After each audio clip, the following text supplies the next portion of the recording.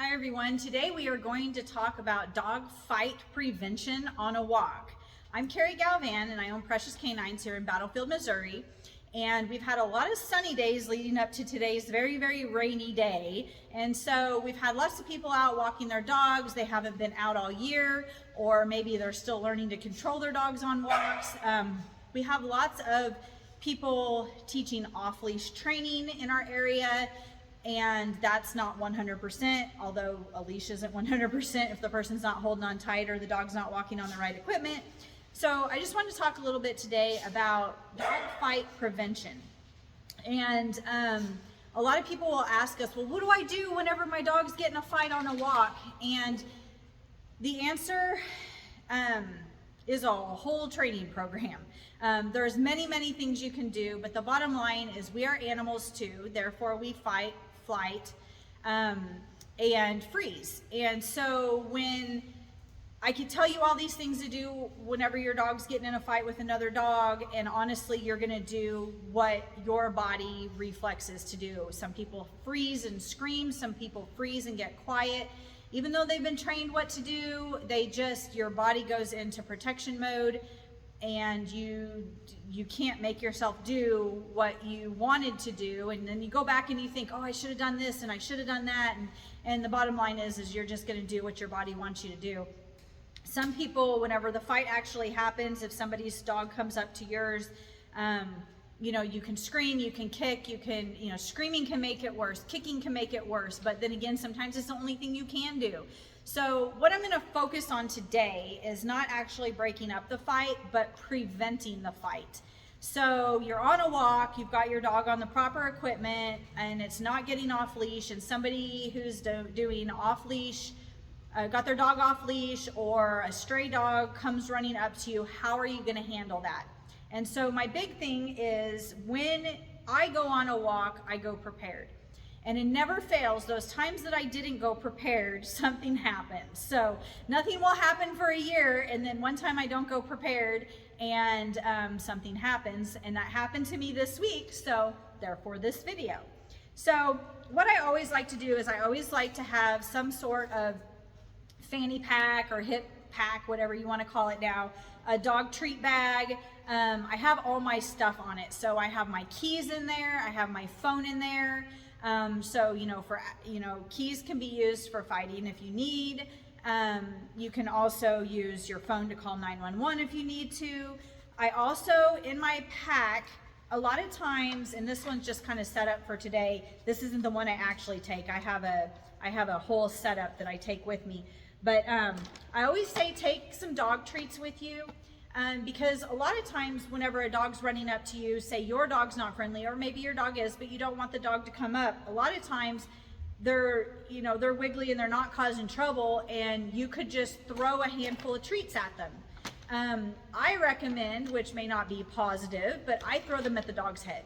And so I just hit the dog in the face with the treats. And so you can't have like your bag of treats in your bag. You have to have just the treats quickly accessible, so you could just reach in and throw the treats. So you don't want them, excuse me, a treat. You don't want to have to dig through a bag because you've got your dog in one hand and you've got your treat pouch on, with your over here. You want to just be able to grab and throw. And then you can toss away further and you can turn and go, and then the dog's hopefully eating up the treats, unless your dog seems more fun for that dog, or the dog's being aggressive and it doesn't want treats right now. But that's always a great positive line of defense, is just throwing treats at the dog. And then of course, whenever you get out of the situation, start rewarding your dog for going with you. So treats is one line of defense. Remember, we're talking about prevention on a dog walk. So the other thing that I do is your dog is always on a leash. So this gives you one of your environmental things, things in your environment that you can do to prevent a fight. So if my dog's on a leash right here and a dog's coming up, I can shorten my leash and I can swing it around and I can keep the dog from coming near us. I don't want to hit him, but I can keep the dog and I can be turning in a circle and keep the dog away. With some dogs. Now, if you've got one super aggressive that's just all on, that might not work, but this is great for like a happy fluffy puppy that's just like, what the heck is going on? when I had the dogs run up on me the other day, the first thing that I did, of course, only one of them came towards me, but what I did is I've taught all my dogs to go behind me. So I pulled, it wasn't Justice, it was another dog, and I put her behind me, and I put her in a stay, and she did beautiful. She just stayed while I talked to the person that had no brain cells in their head, and I said, you know, you need to get your dog, put your dog on a leash, and then it escalated to, if your dog comes over here, I'm going to kick it. That is a shock factor that she went, what? And she was shocked that I said that, because she wasn't going to listen to anything I said because she thought it was funny. And so whenever I said something like that, that kind of like stood her up, and she was like, really? And so now I had her attention, and I was able to communicate through the rest of the process, although it wasn't great communication because they just thought I was being mean. But my dog didn't have to get in a fight. And frankly, she's not a mean dog, but she's got slip discs in her neck, and had the doodle jumped on her to play, it could have very easily paralyzed her. So I had to be very careful with her. So teaching your dog to go behind and stay so that you can stand out with your stop sign hand and handle the situation. You can wing the leash around, and you can walk around your dog if you've got a good stay. Other things that I carry, I am I'm an okay fan of pepper spray. Obviously pepper spray helps, but if the wind is blowing hard and you are downwind, it's going to suck. It's going to get you and your dog. I go to the police tactical store. I know they've got lots of places, maybe Amazon or something that you can get it. I go to the tactical store and I get it because it goes out like 15 feet. This is what animal control uses. And I've got a nifty little leather case that hooks onto my fanny pack. And so I can just slide it out, click it over, and spray it if I need to. This is, of course, whenever you have to make contact with the dog. And my goal is to not make contact with that stray dog. So the things that I tend to use for that is this is my favorite one. It's got a little belt clip so it hooks to my treat bag, but this is a taser. And so it's got a safety just like a gun. You can turn it on and the light comes on, and that tells you that the taser is able to be activated whenever you hit the button. So I've used this 3 times now, and the noise makes the dogs turn and run because they're like, oh God, what was that? So now Justice heard it. Good boy. I'm going to give him some treats for coming to me, because to him, this means treats. So I had to train my dog that when you hear this yucky sound, I'm going to go ahead and turn the safety off so I don't get myself. I taught him, and you should have seen him. He spun on a dime and ran to me because he heard that click clack, which he has been trained that noise, that yucky feeling noise, means treats fall from the sky. So he was across the room. I hit the thing talking to you guys, and he came running to me for his treats. So he knows it's a good thing. Other dogs do not. And I've had 3 dogs turn on a dime. One, I think, turned in the air and took off running because they don't like the feel or the sound, and it freaked them out. This is one that I got at the police tactical store. I have a couple of students that have gotten them online, and they are on Amazon, and they seem to like them fine. Of course, they're probably not the same brand. This one I got from a women's defense class, and I like this one because it's cuter, it's purple, and you can put it on your keychain and handle it a little bit easier.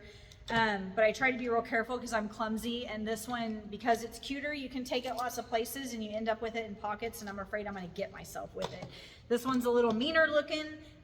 You can also use it for actual physical defense. So if you needed to hit something or you needed to poke at something, this is made out of gunmetal, so it's nice and hard. So you can use it to defend yourself physically if needed.